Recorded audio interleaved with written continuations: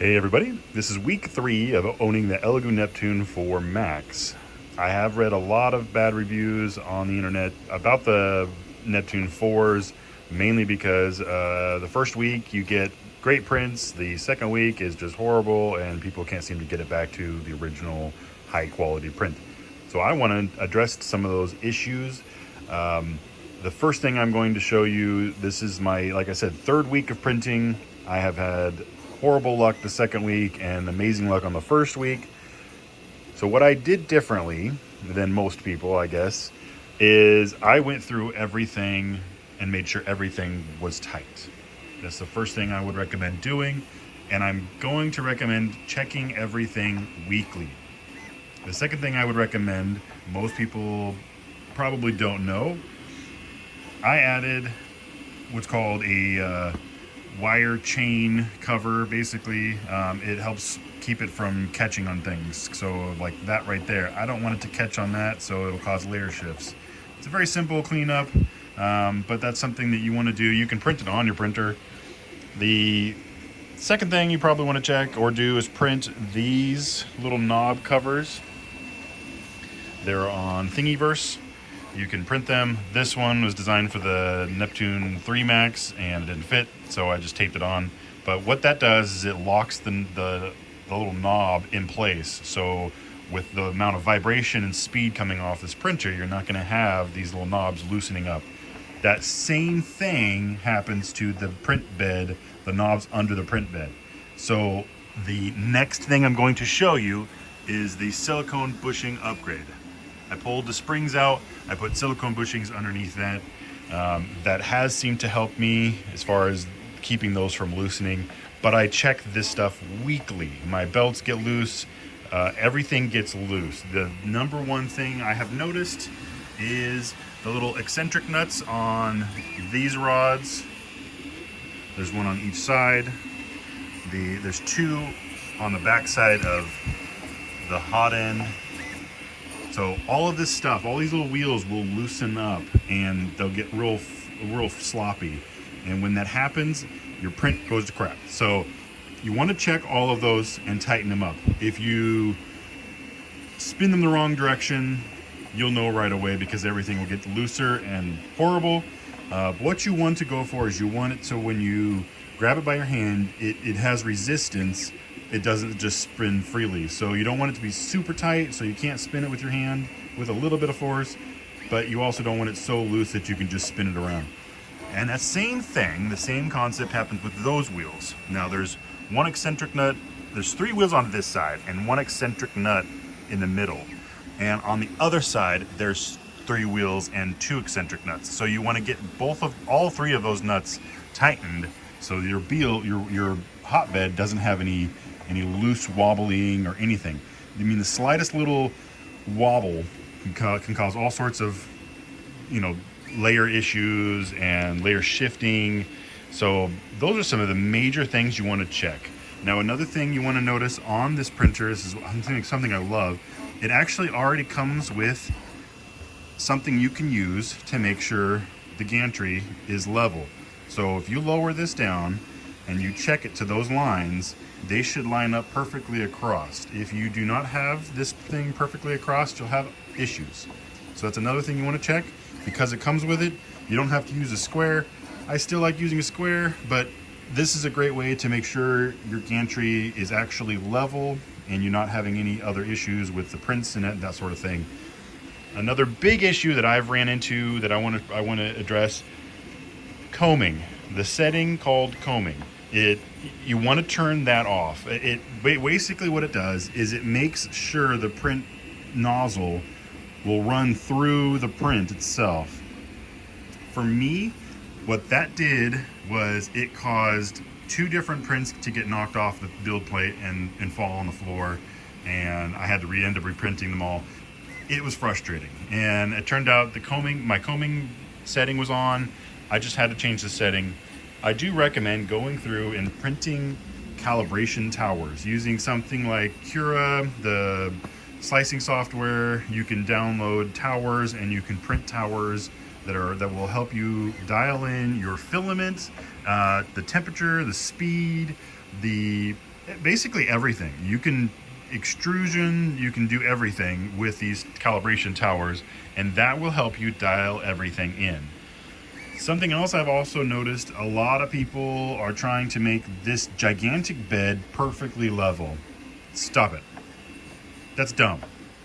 You will never get a bed this gigantic to be perfectly level and stay perfectly level. That's why there is a feature on this thing to help it just auto level. You want to get in there with your manual leveling setting, manually level everything that as best as you can. You would take your piece of paper, you have a little bit of resistance. For me, I actually go as far as if the paper rips, it's too much resistance. If the paper slides out easily, it's too little resistance. So I kind of find the middle ground there where the paper is hard to pull out but doesn't rip. So that's what you want to do. You want to manually check it, and then you want to let the thing do its, the auto adjustment do its thing and just basically level and go to print. Stop trying to make the entire print bed perfectly level, because it ain't gonna happen. These things are gigantic. They're huge. The amount of speed and wiggle and jiggling of this thing, you're going to be doing that every week. That's a nightmare. Don't do that. Just stop being freaking crazy and just get it level. Throw your print on there.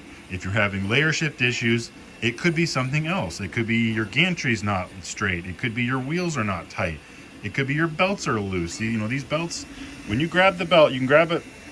For me, I push it back all the way, and I grab this belt right here, and I flick it with my finger. And if I hear it go thump, thump, thump, thump, like a bass, right? Like a thump, you want to hear that. You don't want it to be like all wobbly and shaky and crap. You want it to be nice and snug so that it moves back and forth. Same with this one. You don't want them to be loose and wobbly. You want it to be nice and tight. And you may have to play with it a little bit. But once you do, it prints great. This particular print, I have noticed one thing I'm going to probably address to Elegoo. When I run out of filament and I replace the filament, I do get a slight layer shift. It happens every single time. I think for me at this point in time, I'm going to always put on a brand new roll of filament when I start a big print. I'm tired of having tiny little layer shift. It's not major, it's a tiny little layer shift, but it's because this printer, or the print head, it comes over and it slams against this side, and when it goes back over, it doesn't perfectly line back up again because of the way it does. So that's my only frustration I have personally, and it's happened on several prints. So I know now I'm just always going to start with a brand new roll of filament on a print, and that way when I'm done, I don't have any basically like this where I have a little tiny layer shift in the middle. Something like that will sand right out immediately, but it's still frustrating. Overall, I've had a great experience with this. I had 1 week of issues that I've narrowed down to being basically my fault because I didn't tighten everything. The wheels were loose. I had some wheels on the bed loose. I had some wheels up here loose. My settings, I noticed my settings on the supports were they were almost too easy to pop off, because what happened was, because of the combing being on, this thing grabbed the print and knocked it off, and because these supports were super loose, it just broke free of the supports easily. So I've changed the settings. A lot of stuff is settings. In your slicer, you want to make sure your settings are dialed in before you start printing. Everybody wants to just throw this on their workbench and start printing without figuring all this stuff out. But that's ultimately what you want to do. And when I say print towers, I'll show you real quick. I'm doing that with this one. As soon as you change filament, I'm trying a new filament. I haven't had great luck with this filament so far. I spent the entire day trying to dial it in. I'm trying to get this thing to focus. But I think I might actually have gotten it. That's pretty nice. That's pretty well dialed in. It took me all day. I have had the most amount of these things, these little calibration towers, print horribly. I mean, I'm talking horribly. And it took me all day yesterday to get these things dialed in. And this one looks great. I now know the speed. My last one was a speed, test. So now I'm going to check This one was extrusion speed, so how fast I need to bring it back in, basically, so it doesn't keep oozing out.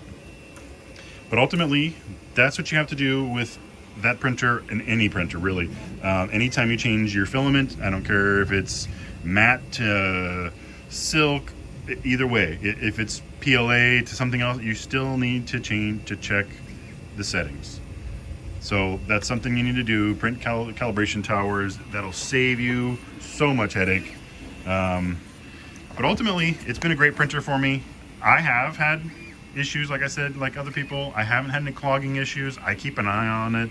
I have cleaned off a few little, what look like beginning issues of clogs, but I just clean it off, and I haven't had any real major clogging issues like some other people. But overall, I'd say this is a great printer. Like I said, you want to check the power cables. You don't want it hung up on anything. That will cause so many layer issues.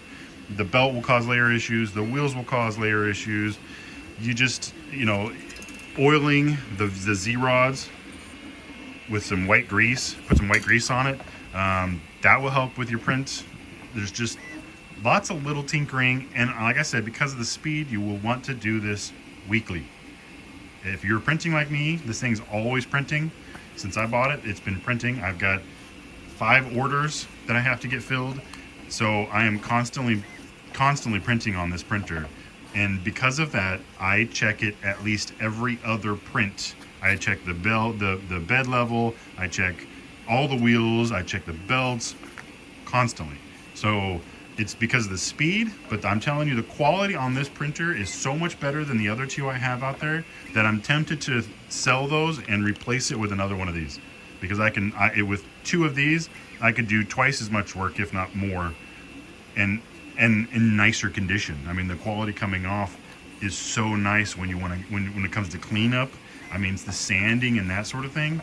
How smooth these prints are coming out is amazing. I mean, it just blows my mind. So take your time, learn the system, do calibration towers on all your filament, check your belts, look up Thingiverse, find this file for the knobs, find the file for the chain, and print them, get this thing dialed in, and have a fun time doing it. If you do have questions or issues, let me know. I have at least a year of experience with this sort of thing, and what I don't know, I'll ask other people that have had more experience. So